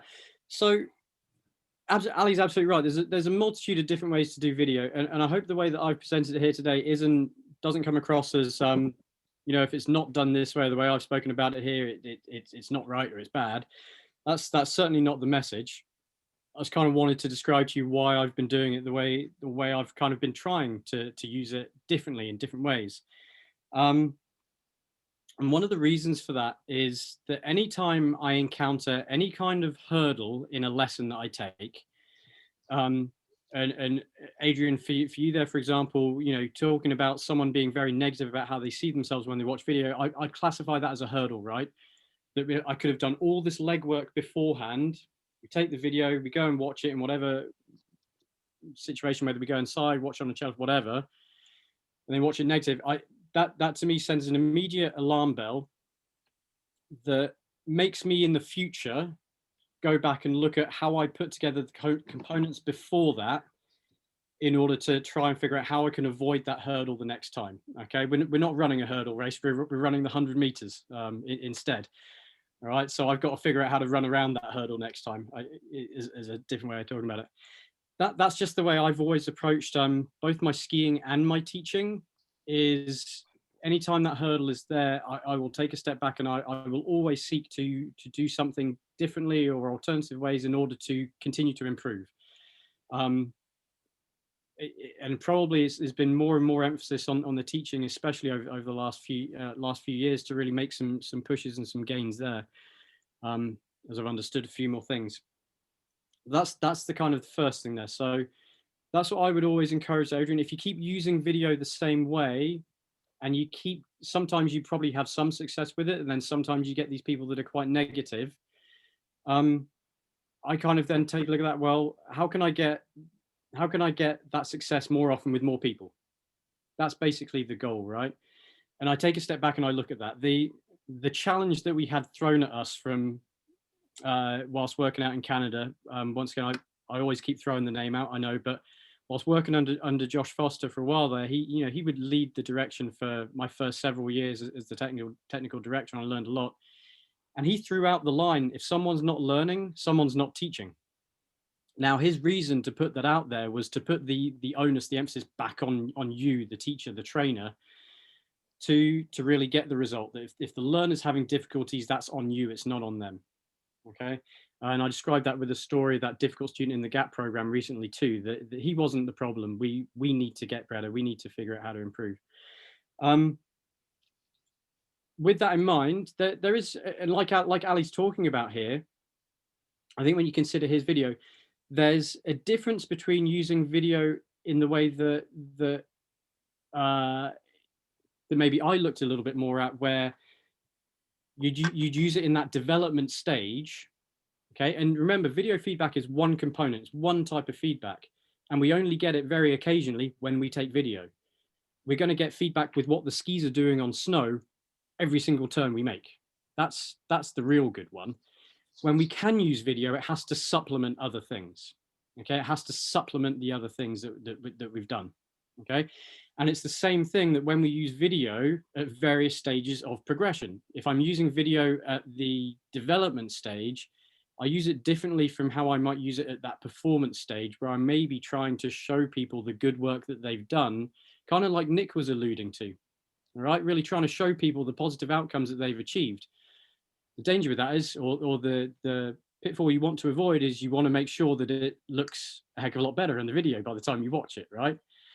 So you got to be very careful about when you watch video and how you apply it. But you do use it differently, you prime people differently, but you've also done a lot of other legwork in addition to the video as feedback before you use it.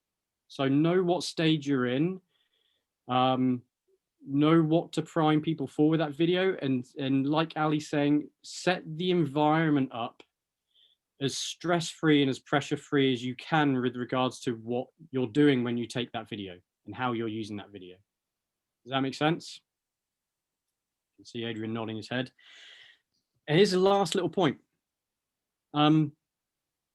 Maybe ask yourself this question sometimes: can I turn a negative into a positive? Right? If you watch video with someone, if you've done all this great legwork, if you've got to this point and you watch this video and someone is still negative about what they're seeing, there's only so much of human nature you can get around, right? People want to ski well, they want to feel good while they're skiing, because feeling good while you're skiing feels good. Like people want to lean towards that. So if someone is quite negative about what they're seeing, there's a conversation to be had there. In terms of, I would dive deeper into, well, what is it that you don't like? Okay, you could ask them, what is it you don't like relative to what we've been doing? You could ask them, what is it you don't like relative to what we know of as good skiing? Okay, and you might find that going that, you're going to get more into their mindset of what they actually want to achieve and do in their skiing. That might be slightly different from what you have been doing. It might end up turning that negative into a much more student-centered focus for them. If you can then go away, because remember, the idea of that video is to lead to adjustments, is to lead to doing something differently, even if it's not related to all that stuff you did beforehand. If it's now related to what the student's seeing and what they want to do more of, the two might connect, but maybe the student doesn't understand and know how to connect it yet, or understand why or how it's connected. That's for you, the instructor, to kind of put the pieces together there for sure. But I would certainly encourage you to think about when you hit those hurdles, because you know what, no matter how good we get, I think we're always going to hit a hurdle at some point in some lesson. So then you get to the point as well, can I now also develop skills and abilities in my teaching where I can change a negative into a positive, right? And it comes back to that phrase of being non-judgmental, okay? If the student is being judgmental, it's up to us to be non-judgmental and to seek why that judgment is happening and to steer that back along the right path. So I would very much encourage people in your own skiing, for those of you that teach as well, to put that phrase of non-judgmental in your head. Anytime you encounter something negative or positive, identify that, take a deep breath, take a step back, ask yourself why, ask your students why if needs be. Okay, that's my last Zen moment there for you there. That's my... I think you've done well looping that completely back in from. I know, right? Mentioning that earlier to bringing that in now. So well done, Mark. That's Do very. you remember I did that on our interski session too, where I even brought in the theme of future.snowsport into that session. Yeah, no, it's good. It's good. You're quite clever sometimes, aren't you? And you hear the Americans say as well that I was the only person at the entire interski that managed to actually bring in the interski theme into their session. There you go. So I'm claiming that one. Hats off to Mark. Yeah, again, excellent. I'll give myself a pat on the back if no one else. Yeah. I would say with video analysis and with video itself, if it causes so many problems, just don't use it. There's a simple approach. Everyone stays positive, then they don't see themselves. But we all love video, really, don't we? So yeah. Excellent. It comes down to a simple process. I ask yourself this for your skiing, your teaching. How do I get better how do I get so much better tomorrow? And obviously I'm using tomorrow as an arbitrary time frame, but how do I get so much better by tomorrow that I managed to avoid all the hurdles that I encountered today? That's really what improving and learning is all about. The problems and hurdles you encounter today, you got to do something to get around them. Otherwise, we're doing the same thing and expecting a different result. It's definition of insanity, isn't it? There you go. And do you know what? I mentioned that in one of the very first sessions we did. So we've now looped that fully back in as well. See, we don't just make this stuff up, everyone. We have a plan. It's up there somewhere. Not sure where. You guys are going to have to go back and watch all the Zoom presentations and just to really see how it all tied together. Just to see if we are telling the truth or not. Excellent. Well, thanks for that, Mark. Much appreciated. And as Mark's sort of alluded to, he's putting together this sort of instructor training plan, or this training plan for a multitude of levels of people, and it is something we're going to look to try and roll out over the summer when we can get back into delivering to groups, and whether that is to instructors, whether that's to recreational learners, is something that we're going to be putting in place and trying to do at Hemel Snow Centre. And we're in contact with them, just trying to get dates and costs and times and everything put in place. If we can do that at Milton Keynes, if we can eventually get into Manchester as well and do stuff up there, possibly do some stuff there's a few various dry slopes which have asked us to do stuff as well. So we're looking to go national now. We're looking to spread our love around the whole of the UK and then eventually take it into Europe as well. But it is something that Mark's going to keep working on. We'll work on together, and then we'll actually put it out as a plan. Yeah, and just for anyone that looks at that training plan and sees like written in red at the end of it. By the way, it's only written in green, blue, and red to kind of identify some kind of progression in terms of like when we consider ski terrain, like green runs, blue runs, red runs. That was my clever thinking there. Oh, Hussein doesn't have any sound. Sorry, don't know how to help you there, Hussein. All right, let me see if I can adjust his sound for him. Go on, you keep going, Mark. Yeah, but if anyone was a little bit put off by that idea of testing out, I will say this. I've kind of put that component specifically in for the athletes that I'm training as part of the club, because I ski with them all the time. I ski with them regularly over a long-term basis. So this plan is very much playing the long game, but for them, it's also about really challenging them and pushing them. If it ends up putting some people off and discouraging people because they can't test out of a certain stage, then it'll certainly change. But it is incredibly easy to remove that component and to keep the other bits in and still achieve the same thing. You know, if being guided and led through that. All those bits and elements are components that go into just about every single lesson that I take, and I guide people through that. And it tends not to involve a testing component to it, although I'm constantly checking people's understanding and awareness, and we're constantly seeing what we're capable of doing, you know, back into our turns and our skiing. So there's always some kind of informal assessment or process or testing process going on our instructor end of things. I think we all kind of know that. We know that assessment is huge, but that program is it's a framework. It's a framework to bounce off of and insert tools into. It's not designed to be off-putting. It's not designed to be rigid. That's the most important thing. Is it is not a locked-in-stone framework. I just find personally I work best when I've got a template to work within, and then I can work within bits of that as the student in front of me needs me to work within each particular area. That's kind of where the expertise comes into it. All right. So if anyone looks at that and feels put off by that, don't be. It's readily adapted to all types of skier, whether you're a recreational skier, an instructor, someone that wants to race and compete, all of the above, whoever you might be. It can be adapted and tailored and adjusted and tweaked with focus put on the right area for the right person at the right time. So I just kind of want to point that out. And while I will endeavor to see, as I experiment with this with the athletes, I've kind of already agreed with Adrian. I'm going to see if I can apply this to you with a bit more of a long distance process, which I think has to be done as I'm using it with athletes to kind of pick out the key points and to work through that with you, and we'll figure that out. Once I have that, I'll be able to maybe put that together for other people that are on a longer distance, that want access to this kind of thing that can't access myself, Ali, and others on snow. But, you know, if you do get on snow with myself, Ali,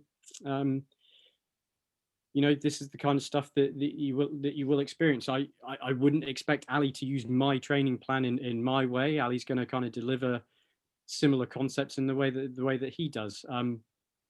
So, you know, all that in mind, that's kind of the idea behind this. So I know there's a lot of interest in it. I will share more as I think it's practical to be used, which will hopefully happen as we open up and I get to try it a lot more, and as I play about with it with Adrian especially as well. Excellent. And yeah, as we start to become open across the various centres in the UK, and once we can then get back to the mountains, it's a case of we'll trial it, see how it works. If it needs to adapt and change, then it possibly will do. But as Mark says, that we're potentially going to be using Dan Gillespie during this summer as well. And the way that both Mark and myself, and then with Dan as well, deliver information, there may be slight variance to what we're doing, but there may be a plan or a template, as Mark has just said then. But the idea being that between the three of us, or a multitude of people that deliver the information, that there might be a way of it being delivered, or something being said, or a certain process that's used that you might find benefits you. And you know, everyone can benefit from a multitude of different inputs, and you know, hence a school child will go to a school of learning and have multiple teachers teaching them different things. They might like one way of learning through one teacher, they might dislike another way of learning, but they might still have learned something from each of those.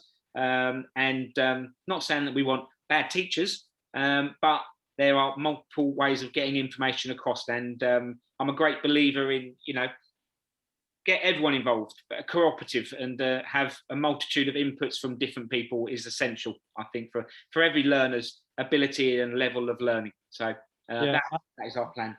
it comes back to that phrase of being non-judgmental again, Ali. I spoke about that example of the gap student that we encountered a couple of years ago that we had our problems with, and as he kind of was with different trainers, but it comes back to being non-judgmental. As you ski with different people, you're going to hear people say the same thing in different ways. You're going to hear people say the different thing in the same ways. You're going to hear people say different things in different ways. You know, at no point do you really want to interpret anything positive or negative, good or bad. It's just always trying to seek to understand why.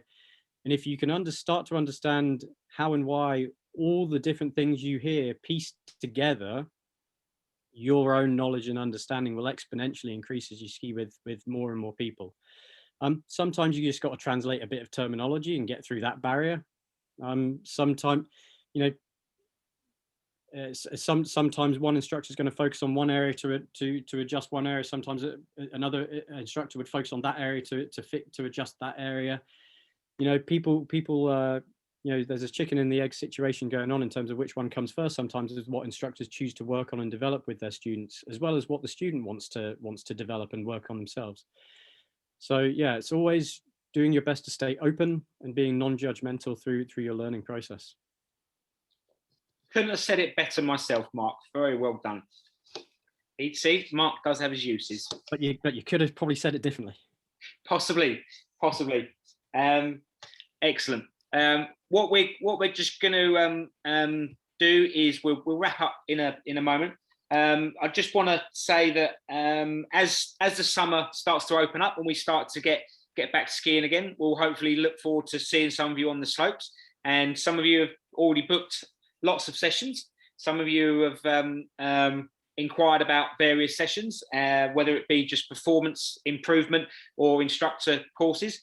Some of you have said that you're looking to do something in the winter, which we've pretty much got a full plan of what we're going to do this winter in Spain, in Baqueira with Tim. We've pretty much got the full plan up on the website now. All the courses and dates and everything is pretty much there.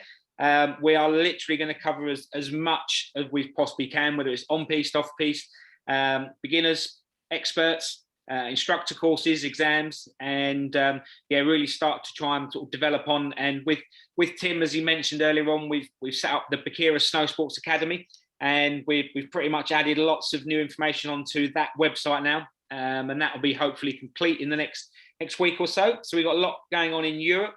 Obviously, we're hoping for everything to just stay as is at the moment, and everything keep pushing forward with the vaccinations and the country as a whole gradually getting back outside, back mixing and mingling, and us all getting back to hopefully skiing and sliding around.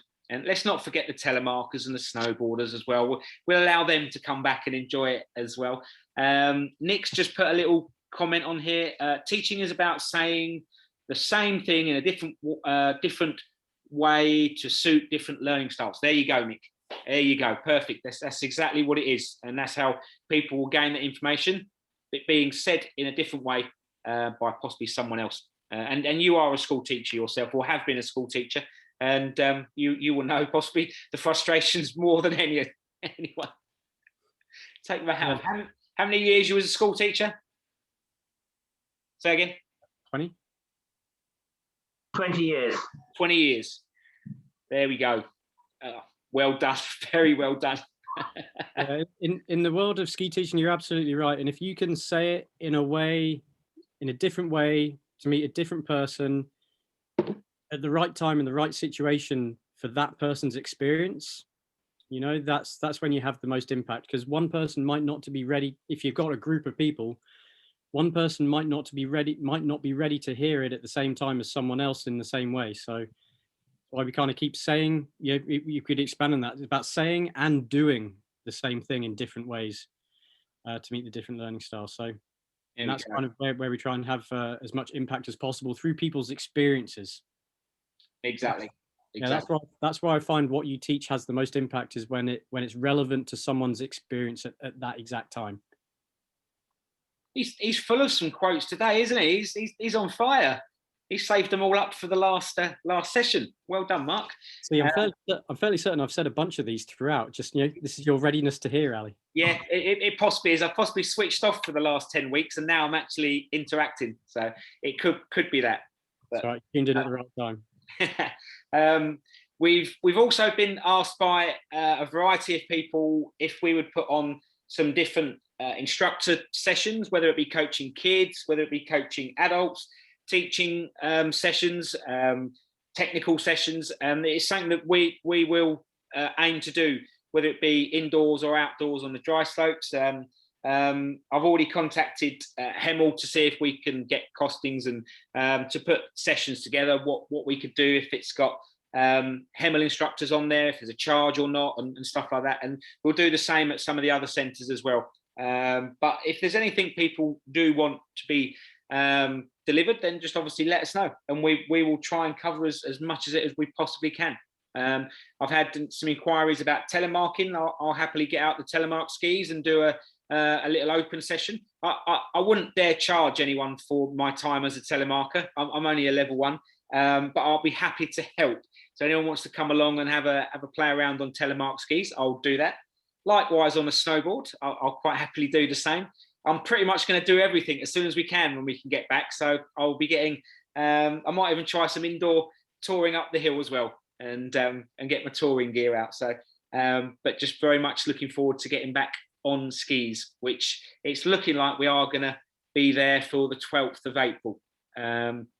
So let's look forward to that. I just want to take this opportunity to thank Mark, first of all, who's pretty much been here every single week, working alongside me with these. And as much as I've been hosting them, we've been talking off the sessions, and we've been communicating every week. So Mark's put just as much input into these as I have. I'd like to thank John Greenwood, who's done quite a few of the sessions, Ian Monroe, Matthew Collinson, who did the foot session a couple of weeks ago, Kaz George, who did the children's one, and I'm just trying to think if I've missed anyone out. Oh, Norman Gill for his session last week on balance. Thank you, Norman. And I think that is pretty much, oh, and Tim, obviously, almost forgot Tim, person on the last day, and Tim for coming on today. He had to shoot off because he's had to go and work in the hotel that he runs. So he said to say thanks to everyone.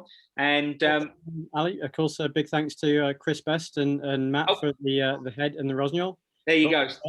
Also, for everyone here as well, big thanks to Ali for organising all of this and putting this together for everyone. So thanks, Ali. Absolute pleasure, everyone. Absolute pleasure. And we will continue to do a few more Zoom sessions going into the spring and summer. We'll put some dates on in the evening or the weekends, because obviously as people start to go back to work, it might be a bit more restrictive during the day. We will record them again, so they'll be there for people to be able to watch. But we will put some dates on over the next week or so people can look at in advance, see if they're available. And then we will, what me and Mark and a few others are going to do as well, is we're going to do some private sessions where we'll just talk through some stuff and people can go and view it online as well. But we will get people back together again. But thank you for everyone. I hope you've enjoyed it. I hope you've taken a little something from this over the last 10, 11 weeks, whichever it's been. And here's to normality coming back, and us all actually seeing each other and mixing and mingling and having a slide around. So one more thing, Ali, before you say your last goodbye. Go on. Sorry, there's always one more thing. I apologise, everyone. If I've got one word of advice for people, spend at the very least your first session back on snow or back skiing, whether it's a dry slope, artificial slope, dry slope, or on snow in a dome. Spend your first session just remembering what it is you love about this. Just fall back in love with skiing, snowboarding, this sport again. Don't be too critical. Don't be harsh yourself. We've all been off snow for a while. Just remember why you love it and enjoy that for a little bit there. There we go. Couldn't have said it better myself.